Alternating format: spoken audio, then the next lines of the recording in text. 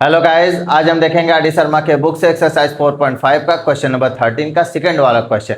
इस क्वेश्चन में एक क्वाड्रेटिक इक्वेशन दिया गया है जिसका हमें नेचर ऑफ रूट्स पता करना है। तो हम सबसे पहले ये जानेंगे कि नेचर ऑफ रूट्स होता क्या है। किसी भी क्वाड्रेटिक इक्वेशन का नेचर ऑफ रूट्स उसके डिस्क्रिमिनेंट से पता चलता है।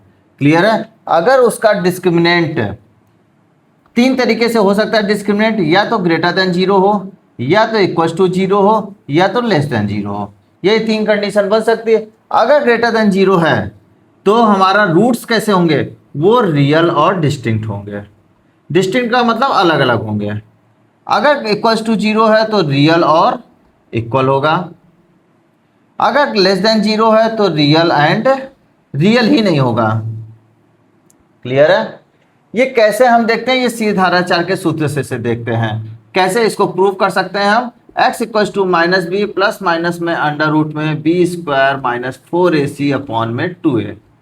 ये क्या होता है? इस रूट्स निकालने का ये फॉर्मूला होता है जिसको हम सीधाराचार का फॉर्मूला कहते हैं। इससे हमें रूट्स निकलता है x1। दो तरह के रूट्स निकलते हैं, एक बार हम प्लस लेते हैं, एक बार माइनस लेते हैं। तो प्लस ले लेते हैं तो क्या आया? B square minus 4ac upon में 2a।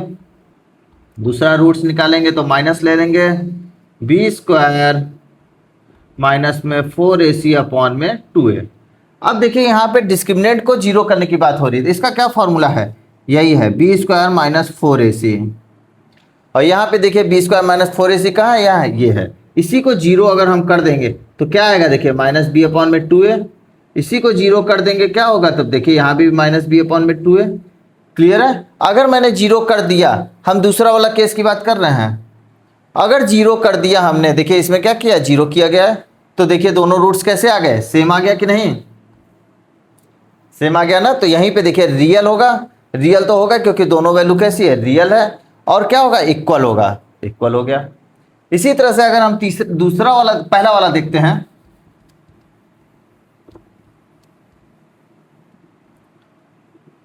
प्लस का अंडर रूट में B square minus 4ac upon में 2a।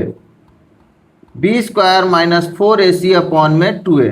आपको मैं कहाँ कहाँ क्या क्या समस्या हो सकती है हर स्टेप पे मैं क्लियर करते हुए चल रहा हूँ। क्लियर है? कहीं भी कोई भी डाउट नहीं रह जाएगा ये वीडियो देखने के बाद आपको।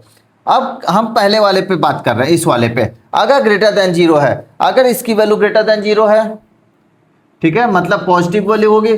पॉजिटिव होगी तो रियल होगी। अच्छा, रियल कौन सी वैल्यू होती है, कौन सी अनरियल होती है? अंडर रूट में अगर वैसे तो सारे नंबर रियल नंबर होते हैं। अंडर रूट की अगर मैं बात करूं तो अंडर रूट में पॉजिटिव वैल्यू कैसी होती है? रियल। अगर अंडर रूट में वही निगेटिव वैल्यू आ जाए तो ये क्या हो जाती है? रियल नहीं कहलाती है। तो क्या अंडर रूट में कौन सी वैल्यू रियल होती है, अंडर रूट में कौन सी वैल्यू रियल नहीं होती? ये आई थिंक क्लियर हो गया आपको। ठीक है। तो यहाँ पे देखिए अंडर रूट में वैल्यू कैसी है? पॉजिटिव। ये तो सारे नंबर रियल होते हैं। ठीक है, सारे ही नंबर रियल होते हैं अंडर रूट को छोड़ करके। अंडर रूट के निगेटिव वैल्यू को छोड़ करके सारे ही नंबर कैसे होते हैं? रियल होते हैं। तो यहाँ पे क्या होगा? माइनस भी क्या है? रियल। ये भी रियल, ये भी रियल। क्यों? क्योंकि अंडर रूट में पॉजिटिव वैल्यू है। तो ये कैसा हो गया? रियल हो गया। लेकिन और इसमें भी देखिए ये रियल, ये भी रियल। क्यों? क्योंकि इसकी वैल्यू पॉजिटिव, ये भी रियल। तो यहां से ये पूरी वैल्यू तो रियल हो गई। तो ये तो क्लियर हो गया, रियल है।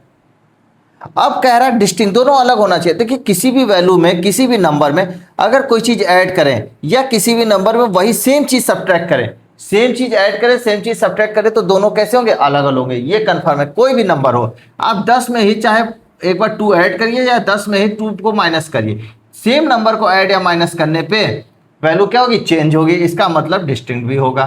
क्लियर है? अब थर्ड वाला केस देख लेते हैं। अगर इसको हम निगेटिव कर दें, इसको निगेटिव कर दें तो क्या हो जाएगा? रियल नहीं होगा। जब ये रियल नहीं होगा तो पूरी वैल्यू रियल नहीं होगा। इसको हम इस तरह से भी समझ सकते हैं।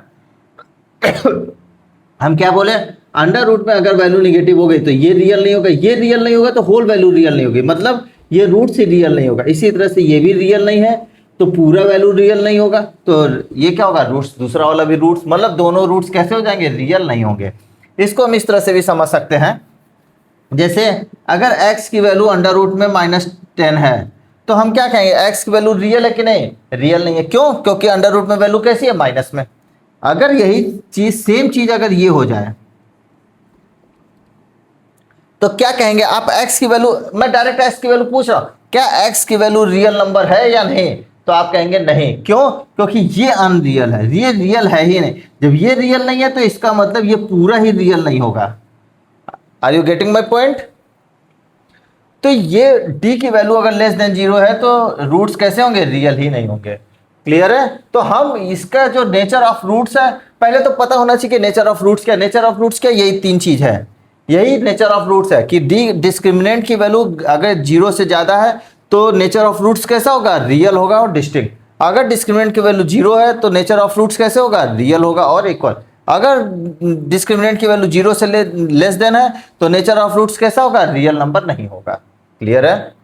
आई थिंक आपको पता चल गया इस क्वेश्चन में कि हमें करना क्या है। हमें क्या करना है? डिस्क्रिमिनेंट की वैल्यू निकालनी है और उसके बेस पे हम बता देंगे कि रूट्स जो है वो रियल है कि नहीं, बिना निकाले। क्लियर है? नहीं तो हम या तो आप तो रूट्स निकालिए या तो इसका पूरा रूट्स निकालिए और फिर बताइए कि कैसे, क्या मतलब रियल है कि रियल नहीं है, या इक्वल है कि इक्वल नहीं है, या डिस्टिंक्ट है कि नहीं है, ये बता। या हम डायरेक्ट केवल डिस्क्रिमिनेंट निकाल करके कर सकते हैं। तो अब क्वेश्चन पे आते हैं। क्वेश्चन क्या कह रहा है हमारा? 9a square B square x square minus 24abcdx plus 16c² d square equal to 0। यहाँ a की वैल्यू 0, b की वैल्यू 0 नहीं हो सकती। अच्छा, क्यों नहीं हो सकते? क्योंकि अगर मैंने a और b की वैल्यू 0 कर दी तो ये पूरा टर्म ही गायब हो जाएगा। जब ये टर्म ही गायब हो जाएगा तो बचेगा क्या? क्वाड्रेटिक इक्वेशन बचेगा ही नहीं। जब क्वाड्रेटिक इक्वेशन ही नहीं रहेगा तो हम रूट्स किसका निकालेंगे? इसलिए a और b की वैल्यू 0 नहीं हो सकती है। तो यहां से आप देख रहा होगा आपको, हम ax स्क्वायर a कैपिटल में ले लेते हैं प्लस का bx plus c equal to 0 से कंपेयर कराएंगे। तो a की वैल्यू क्या निकल के आएगी? 9a square b square, b की value with sign 24abcd and c की वैल्यू 16c² d स्क्वायर। यहाँ से यहाँ से डायरेक्ट कैलर डिस्क्रिमिनेंट निकालेंगे, मतलब b स्क्वायर, यहाँ डिस्क्रिमिनेंट की वैल्यू निकलेंगे। d इक्वल टू क्या है? b स्क्वायर माइनस में 4ac। तो b की वैल्यू माइनस में 24abcd का whole square minus 4 into 9a square b square into 16c² d square. तो d की वैल्यू क्या निकल के आई हमारी? 24 का माइनस का स्क्वायर करेंगे प्लस 24 का स्क्वायर करेंगे। देखिए 576, 576 a square b square c² d square minus का, अब देखिए 4 16 नवैया 144, ठीक है। 16 का 9 में मल्टीप्लाई करेंगे तो क्या होगा? 144, और 144 में 4 से मल्टीप्लाई करेंगे तो 4 4 जा 16, 4 4 जा 16 में 70, 576। इसमें भी क्या आया? 576 a square b square c² d square, a square b square c² d square. देखिए दोनों सेम कट जाएगा, d की वैल्यू क्या आ गई? 0। और हमें पता है when d equal to 0, when discriminant की value 0, roots are real and equal. तो इस क्वाड्रेटिक इक्वेशन का रूट्स कैसे, नेचर ऑफ रूट्स क्या है? रियल एंड इक्वल है। क्लियर है? आई होप आप लोग को बहुत अच्छे से समझ में आया होगा। Thank you guys.